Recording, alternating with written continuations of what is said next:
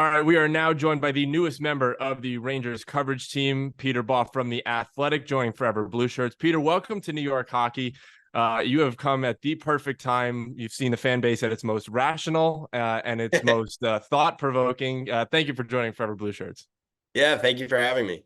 All right, so we might as well start it right at recent games. The Rangers falling 5-2 on Thursday to the St. Louis Blues in St. Louis. They've now lost 3 straight, 10-8-1 since the start of December with a negative goal differential. You know, in your time, what have you seen has been this team's biggest issue? Yeah, I mean, I think it's a lot of things that other people have mentioned. It's the defensive details and especially coverage on zone or on rush attempts. The into the offensive zone have clearly bit them. It bit them again last night. It bit them against Vancouver. And you see against when you give dangerous players opportunities like they're giving up, you're going to see lopsided scores. I think they've given up 5+ goals 10 times this year already, and last year it was only 6, if I'm not mistaken. So definitely a lot to clean up defensively, and I mean, I'm certain they know that and are working towards it, but that's been pretty clear to me in the first, I guess, 5 or 6 games that I've been here. Well, when we talk about defense, and the Rangers have missed Capo Caco for a good amount of time, he should be back fairly soon. You necessarily haven't seen him yet covering the Rangers, but how important is he defensively to this team, to their structure that has sort of been crumbling over the past few weeks?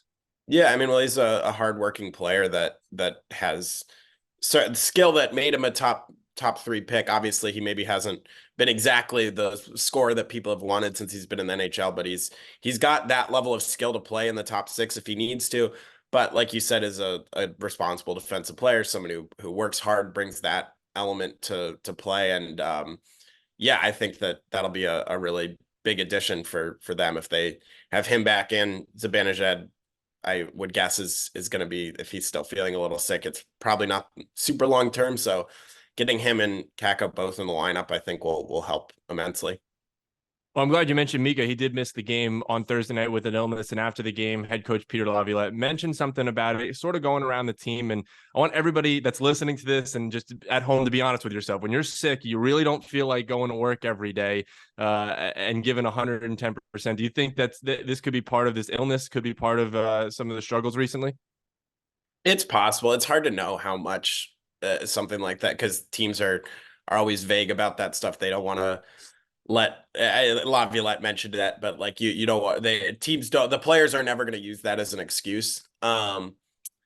It could for sure. I mean, the Avalanche, when I was covering them earlier this year, had a similar funk where there was an illness going around and they weren't playing very well, and things kind of compounded on each other. So I don't think that any illness can be to blame for the way they're playing. But it certainly is. I'd imagine something that doesn't help when you're trying to break out of a funk.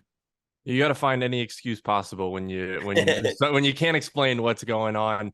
And really, what you can't explain is the season that Igor Shesterkin has had right now. It's been a bit of a roller coaster for him. You could blame the defense from time to time in front of him, but he hasn't looked sharp in stretches. 1-3-0 over his last 4 games with an .828 save percentage. And a goal save above expected at -6.97. That's according to Evolving Hockey. What have you seen from him with his inconsistent play, especially to start this new year?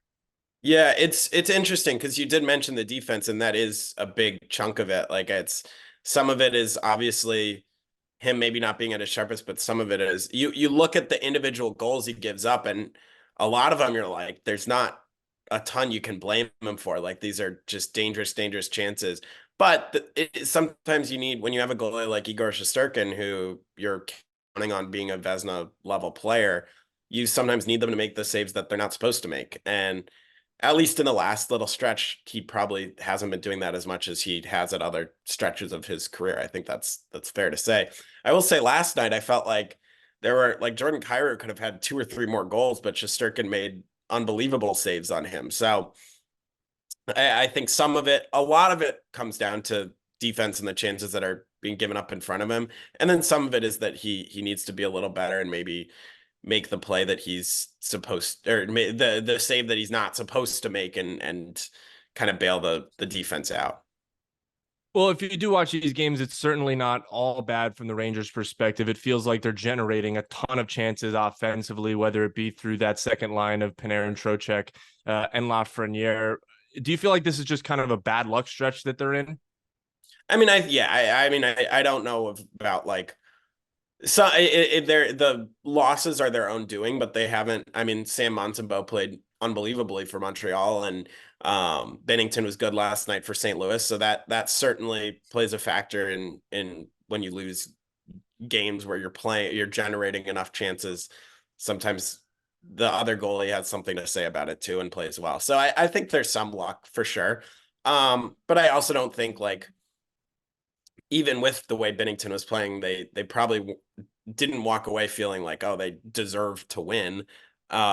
But same with the Vancouver game or the Carolina game, the Montreal game. Maybe they like Montembeault was unbelievable, and they certainly generated enough, and they allowed 3 goals, not 5. So yeah, but I think like Peter Laviolette said the other night after the Vancouver game that if you allow 5 goals, you're just not going to win very many. Maybe 1 out of every 10 you score 6 and you come away with a win. But allowing 5 goals isn't a recipe for sustained success. So I think there's maybe some bad luck in terms of other goalies playing well, but I think that the only thing, the biggest thing to blame is the kind of defensive lack of soundness.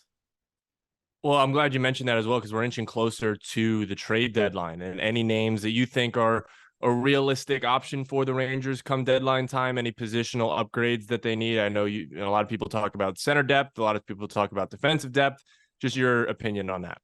Yeah, it's going to be an interesting deadline because it is. I mean, I think ideally you want to have like 7 or 8 defensemen that you can count on entering the playoffs, and the Rangers are close to that. They could maybe use another extra guy who can fill in on the third pair from time if someone gets hurt. Um, Forward wise, it does feel like they are in a place where they could use an upgrade potentially. Um, the flexibility is really going to just come down to what Filipino's situation is looking like. If they expect him to be able to be back at any point in the regular season, and if not, if they're able to find someone that they can target and use his money, his Heedle's salary, let you put him on LTIR and use that extra salary to bring in an extra player. I don't specific names are tricky because I mean the center depth in this trade deadline class isn't super great. There's Elias Lindholm and there's a drop off after that that's pretty substantial. Lindholm would certainly be a welcome addition, I would think, to any team, but he's also going to cost a lot because of that. So maybe Chris Drury parts with some pieces and makes a big splash. We've seen that he's willing to be aggressive, and I'd expect the Rangers to be aggressive again. I mean, this is a team that, despite their recent struggles, has been atop the East standings for most of the year and seems like it has the capabilities to potentially make a deep run. So you want, if you have a team with those capabilities, you don't mess around and not add. So I definitely think they'll be aggressive. I don't know exactly which players they'll target. You could even like if the centers are too expensive, you could try and get, say, an Anthony Duclair, a good winger that could bring some speed and scoring ability. And yeah, it's going to be interesting because I definitely think their forward group could use a couple more guys, and then maybe the benefit of health would do wonders for him with Kako and maybe Heedle coming back at some point.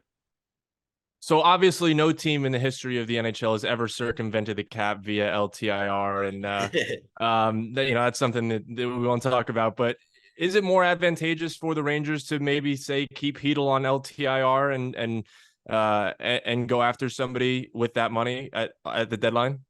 Well, I mean, it comes down to how Heedle's feeling. They can't just keep him on LTIR if he's ready to say he starts feeling better and is cleared and is ready to play in the next like month and a half or something. Which that's purely me like saying this, like what if this happens, not anything reported.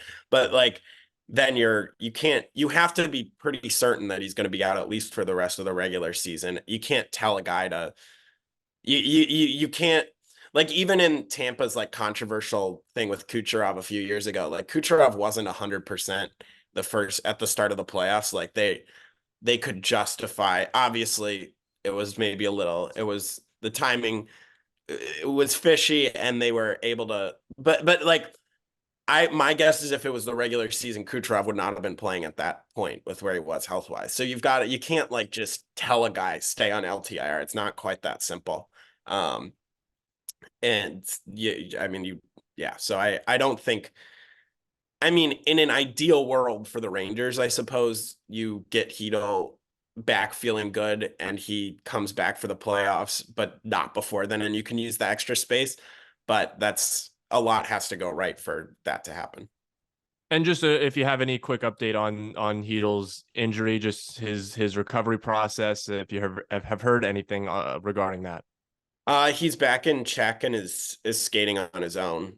So nothing more beyond that. He's skating on his own back there.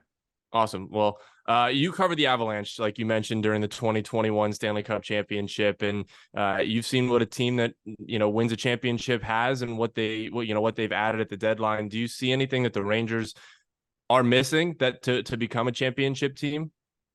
Yeah, I mean, I think the biggest thing is just like depth and like we're seeing now the Rangers are dealing with some injuries and the lineup gets thin quickly. Like just when it's easy to envision the lineup when everyone's healthy and be like, oh, this is a team that could do some damage. And I think the Rangers are in that boat. But what the Avalanche did when they won in 2022 is they added three forwards and two defensemen that all kind of were guys who played a lot, or did I three forwards, one defenseman, I think. And we're all guys that could come in and play in the postseason just to have that extra depth. So you want to be scratching good players come the playoffs, like guys that to get through 4 rounds, you're going to have a lot of injuries. Like guys are going to go down and you're going to need to replace them. So I think the depth is the big thing that the Rangers could potentially look to fix, and then you need a little bit of luck, and you need your big guys to stay healthy and things to go right. Well, the Rangers' biggest guy, you can't talk about this team without him this year, is Artemi Panarin. Another point in the loss to St. Louis. He's 58 points through 40 games, on pace for 119. Assuming the pace continues, do you see his name being brought up obviously being brought up in the Hart nomination? Do you see him with a legitimate chance to win? Yeah, I mean, we'll see who else is kind of putting together big season. Kucherov's been unbelievable so far. I think Nathan MacKinnon is probably the front runner in Colorado. His point pace is ridiculous and has the advantage of playing center.